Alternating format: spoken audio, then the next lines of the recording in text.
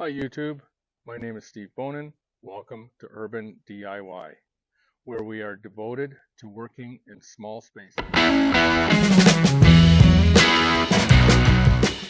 Let's get on with it. There's lots of stuff going on around here. Two of my neighbors are having their roofs done, so the noise is, please excuse the noise.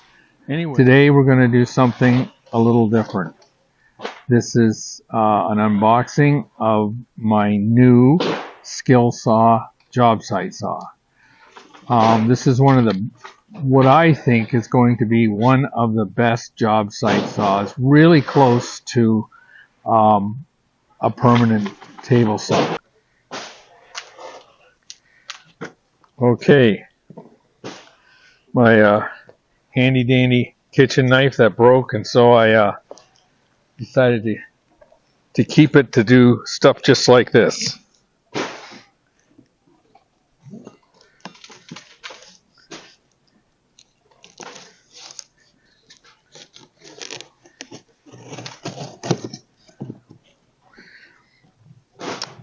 I don't think I mentioned that this is the SKILSAW SPT99-11. It was on sale at Canadian Tire for $150 off yesterday, so I just couldn't pass it up.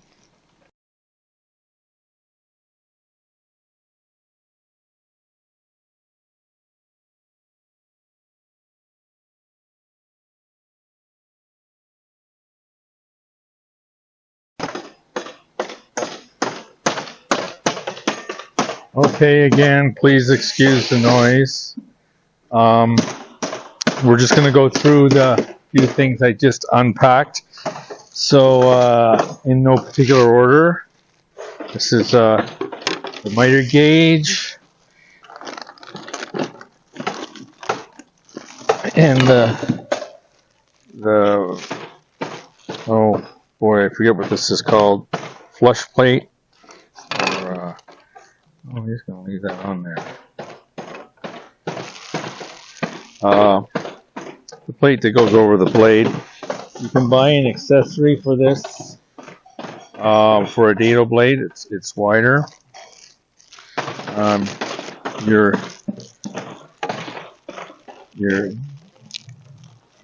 guard barrier to stop you from getting cut. Well, that's only part of it. Your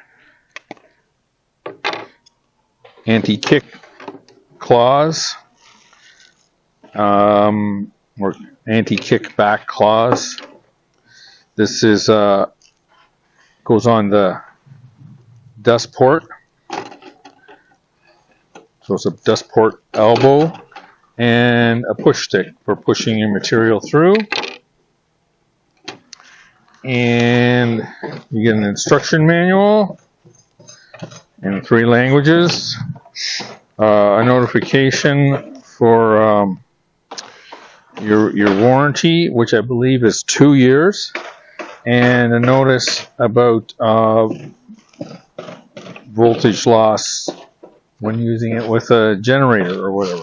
Anyway, that's it. Let's get the actual saw mounted up here and let's put her together. Thought I'd go over this. So I just opened up my my bag of bobs and sods. Anyways, you have 8 long carriage bolts, 4 with spacers already on them, spacers and washers. You have 2 short carriage bolts and 2 lock washers, or 2 lock nuts, and a flat washer. Okay, let's get to it.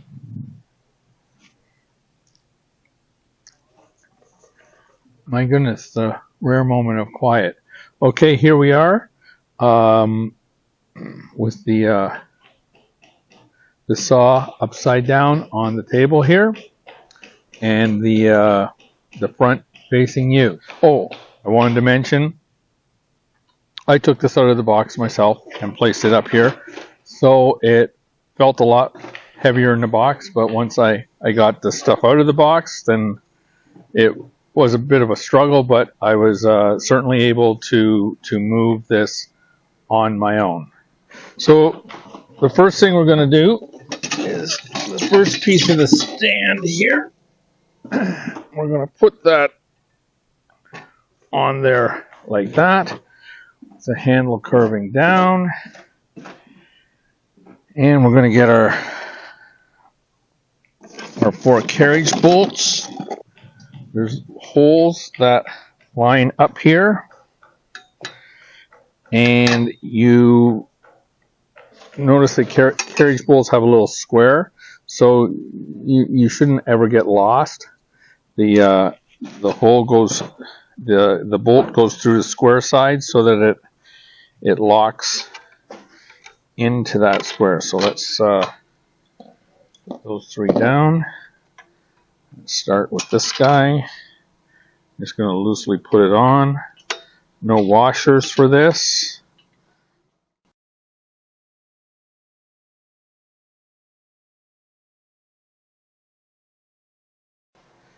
So the next part is the handle. It goes in this end like this.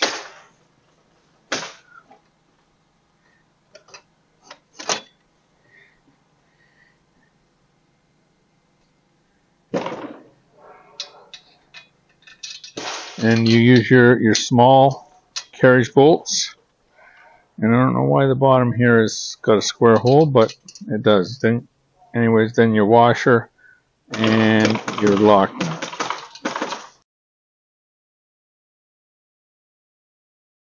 Okay, for the last piece of our frame, we're going to set it like this between the second piece and the outside piece, and it wants the lock already. So what I'm going to do is, you can see that we have an A and an A, so we're going to go through there, lift this up. It's easier said than done. Let's unlock it.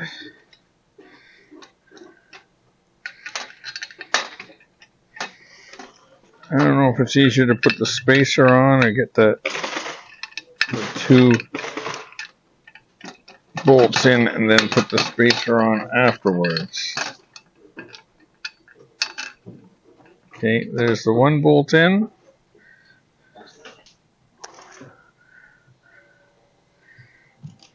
And we'll get this bolt in.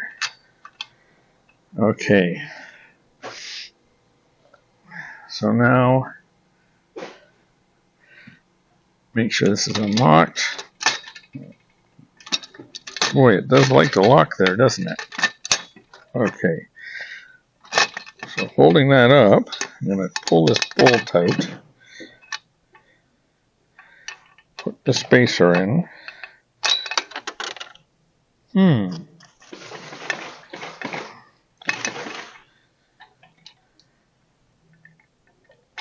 Put that spacer on, and then put it back in the hole. The sun is so bright out here, you can hardly see. And then a washer.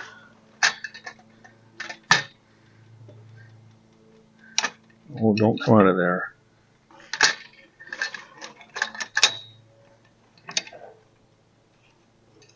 I feel like Stan Laurel.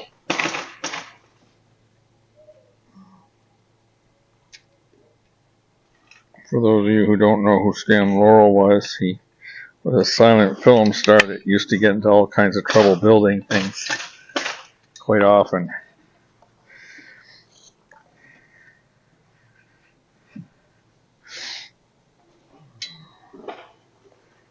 Okay, so pull this guy out, put the spacer in.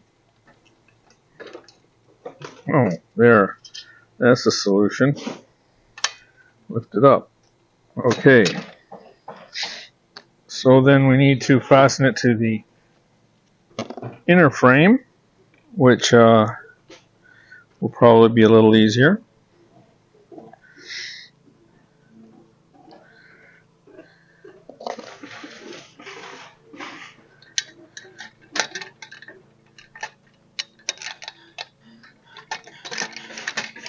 lift that one up. Okay, this one I'm going to put the spacers in right away.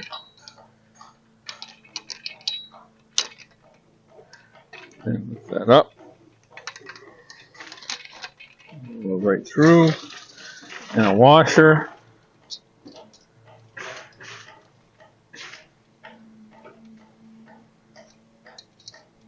And then the same on the other side.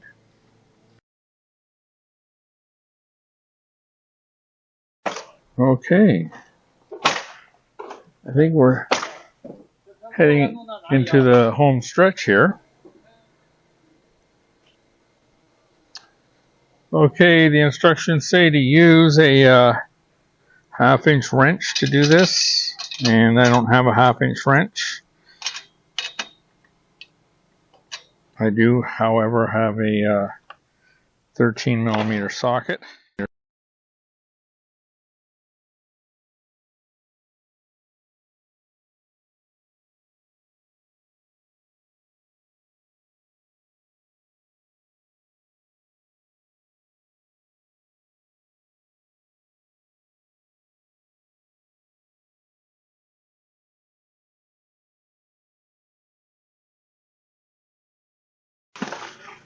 Okay, I'm just going to go through and do the final tightening with my actual Imperial half-inch wrench. For those of you who don't use the word Imperial, that means non-metric.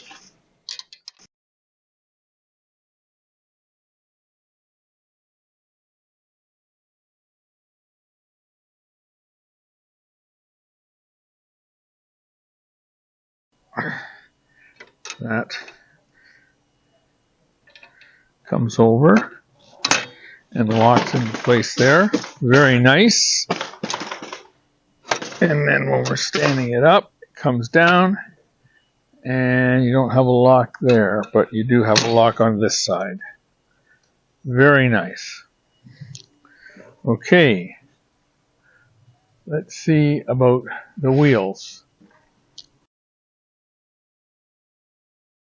So I'll put the wheel on, and a washer, and a lock nut. So there was an extra washer in the bag. So the pictures really don't do these wheels justice. There's my big head, and you can just see how big these wheels are. They say 14 inches on the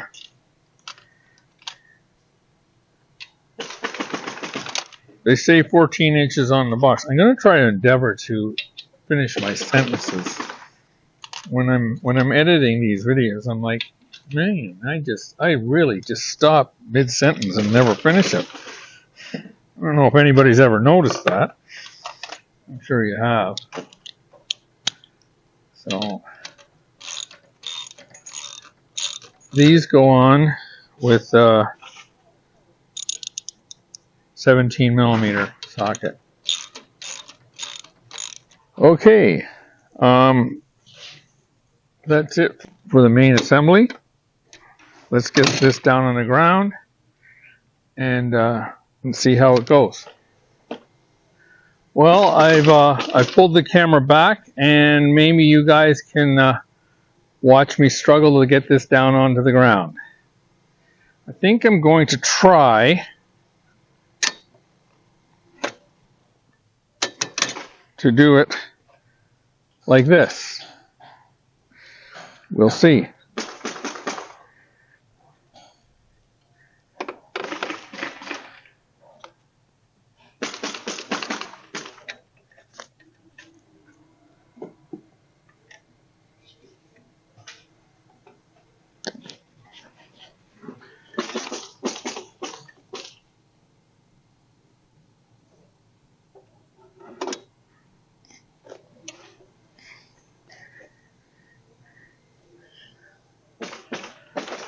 Well, that was easy.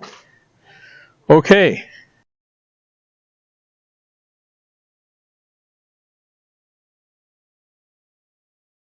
from this side.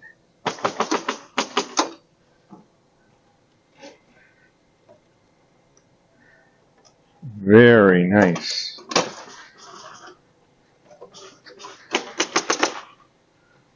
This is very nice.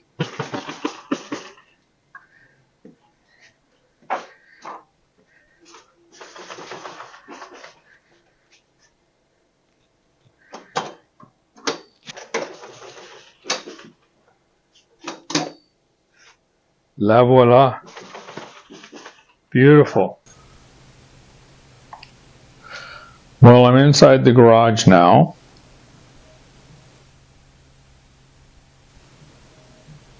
And there it is.